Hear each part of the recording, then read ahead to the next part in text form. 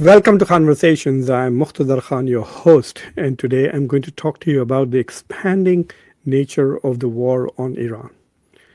The war started end of February with the United States and Israel attacking Iran and trying to decapitate its leadership by killing its supreme leader and some of the senior generals and some members of the parliament and, and leaders of the IRGC.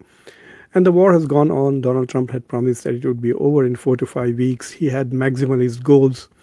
And now, apparently, those goals seem to have come down. Donald Trump wants to get out of this war uh, with enough credit or credibility intact so that he can brag to his base, the MAGA base, which is willing to believe all his lies, that this would have been probably the greatest victory in the history of humanity and the history of war.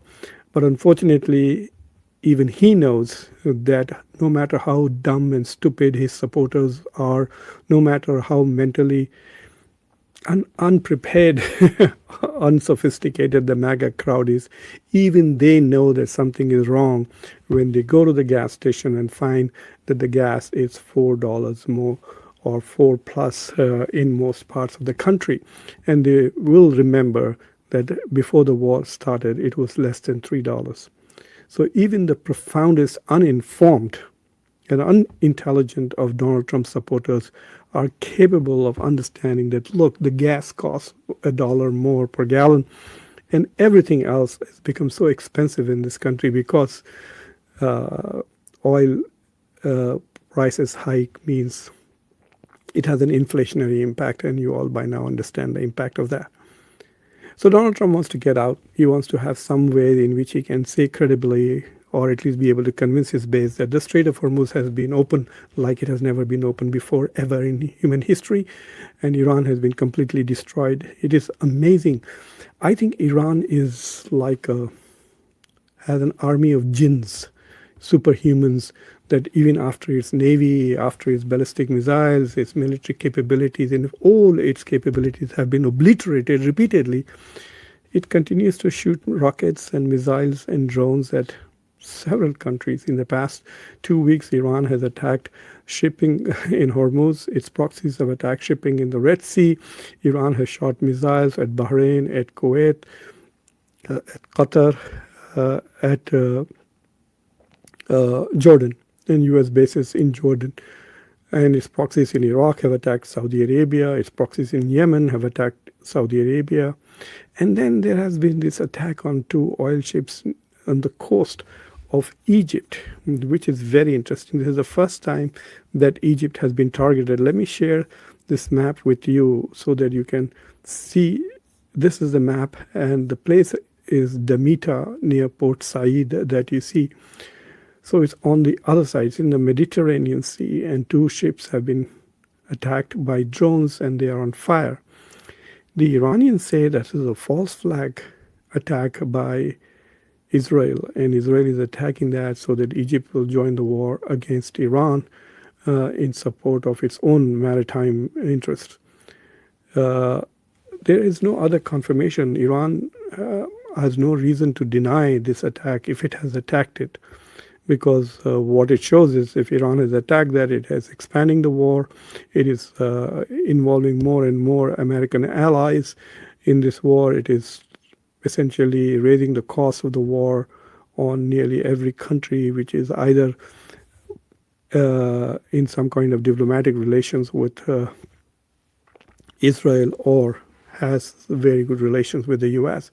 So I don't see any reason why Iran would deny making this attack, and so it's a bit perplexing. Hopefully, in the next few days, we will get greater clarity as to what happened, because it's quite possible that some IRGC proxies may have conducted this strike, and Abbas Araghchi did not know about it at the time he made that statement. But even he would suspect that IRGC has done this. So let us see what happens. And for at the moment, this is what it is. Iran denies attacking that, and Egypt has confirmed that 2 ships off its coast have been attacked by drones and they are on fire. So now it basically means that Saudi oil tankers can neither go through Hormuz, can neither go to Bab al-Mandab, and now it's even more dangerous to even go through the Suez Canal and go all around Africa. Let me show you the map of the region just to give you an idea. So here you see near Iran, you can see the Strait of Hormuz. That is the key that this is the biggest strategic weapon that Iran has at the moment, blocking the Strait of Hormuz. 20% of the global oil energy goes through it, and so does gas and fertilizers, etc. It's impacting many, many countries, particularly India, which gets about 85% of its oil and gas energy from the Strait of Hormuz or from the Gulf countries. It has raised the price of gas from somewhere around 60, 80, $70 to right now it is $90. It had gone up to $120.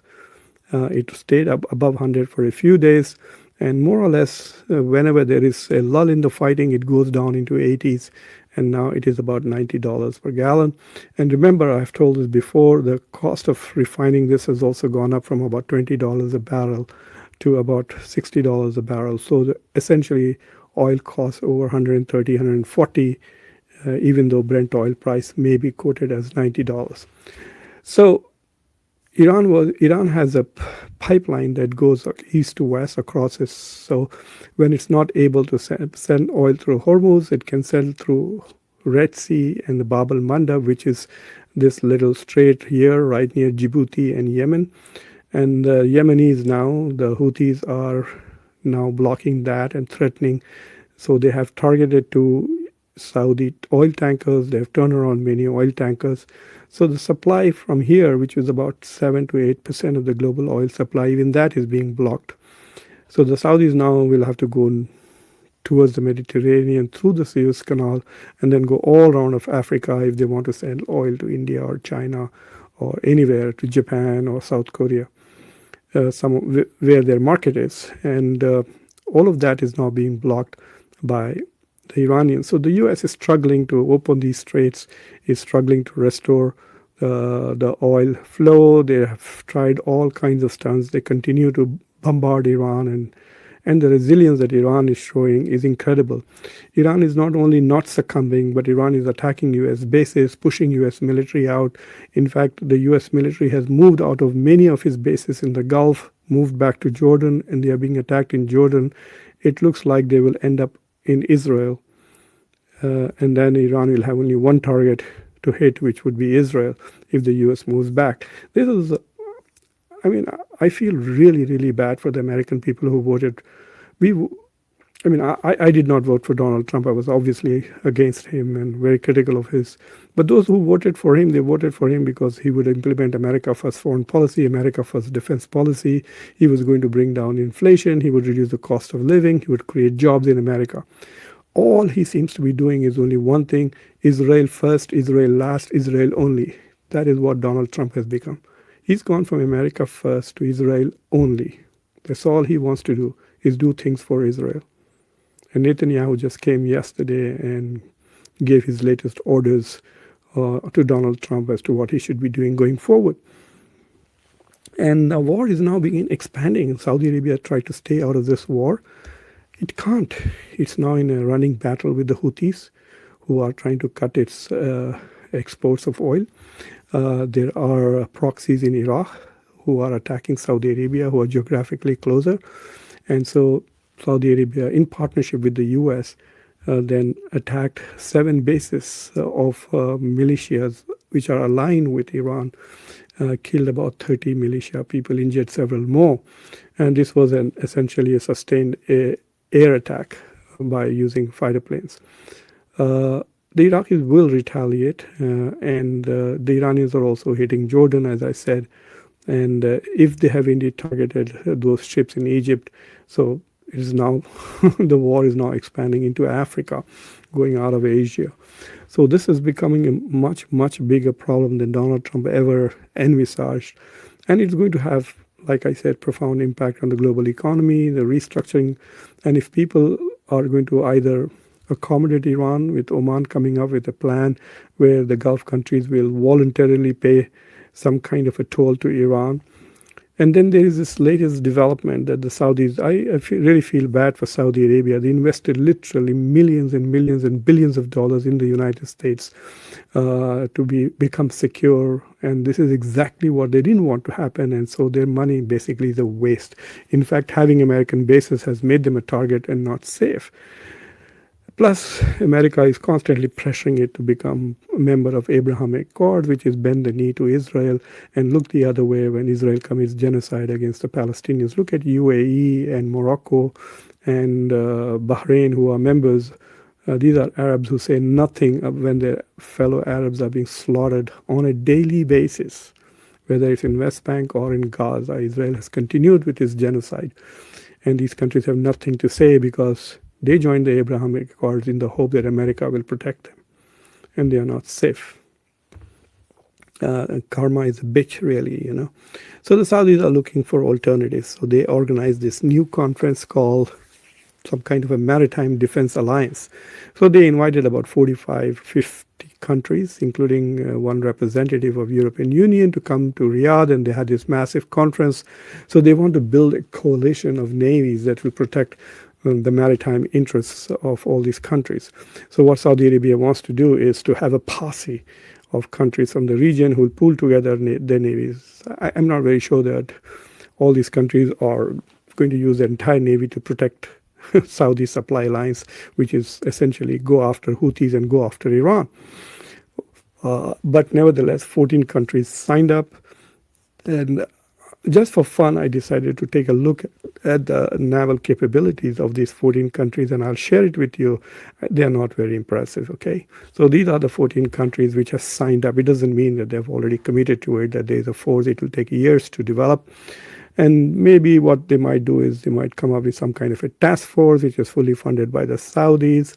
And so different countries will contribute different things. And so they'll have a task force which will try and patrol the Strait of Hormuz and also the Bab al-Mandab. Let me tell you that the United States, which has 3 aircraft carriers in the field, nearly 500 fighter jets, F-35s, F-14s, F-18s, F-16s, and with all kinds of firepower, AWACS, they are not able to open the Strait of Hormuz.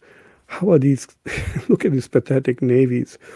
In fact, when I look at the navies of even prominent countries like Turkey, Egypt, and Pakistan, which are the only serious fighting countries in this entire pool, I mean, the U.S. Coast Guard can take all of them. They have nothing.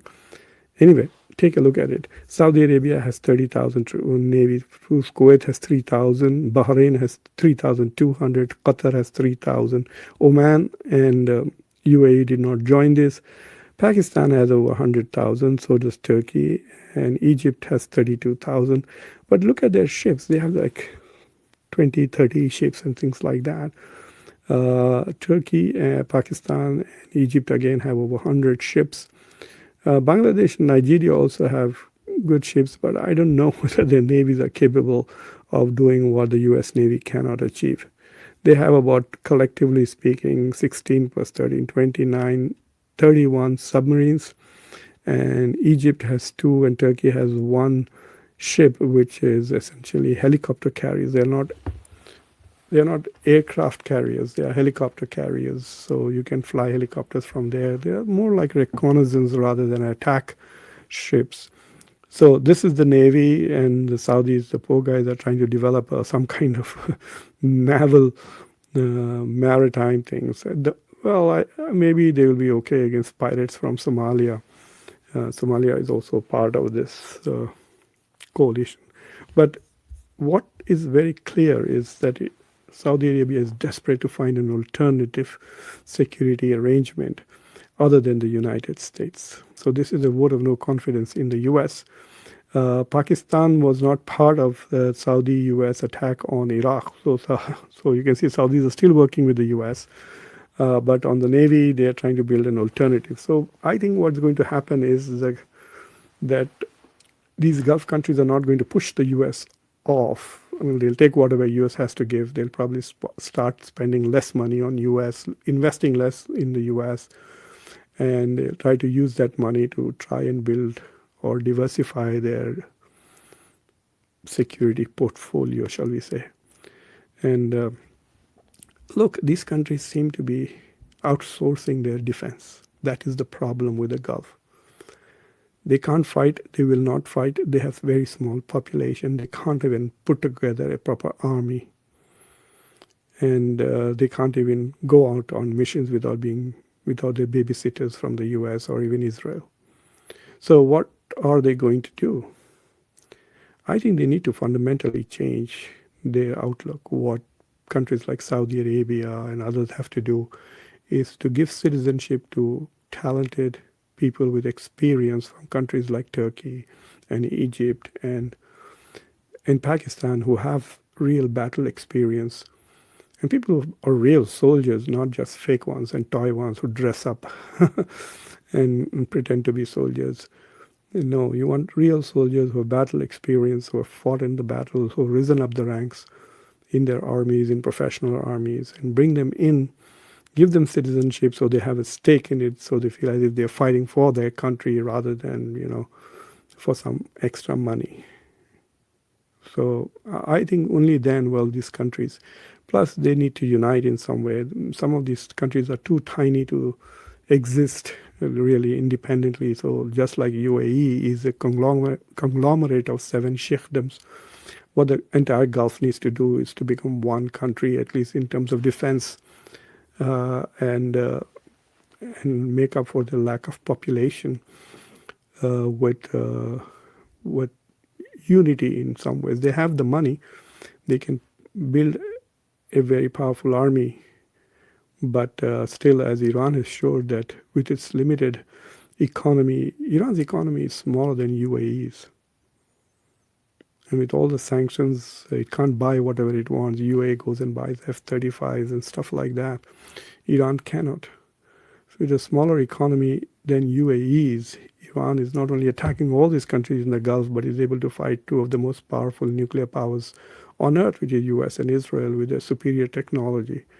And where the strength is coming from is its civilizational strength, from its people who care about their country and are willing to sacrifice for it. A large segment of the Iranian population is not happy with their own government, but they've put that aside. And right now they are standing with their country. Yes, there are some traitors who are standing with Israel against Iran, but hopefully those traitors are not in Iran. Those who were there, who were spying for Iran, hopefully have been purged. But the others are just putting aside their disagreements with the government and standing with their country. And when you have a population like that, you have resilience. Your capacity to suffer pain and fight for pride increases. And that is missing in the Gulf, I think. Anyway, so I thought I will give you a small update on the development. Donald Trump is back to attacking Iran. He achieved nothing after 13 days of incessant bombing of Iran. All they got was a surprise attack from Iran. And the US has no choice either that this becomes the normal, that it continues like that endlessly. The Russia-Ukraine war has been going on for more than 4.5 years now. So this could also continue like that endlessly.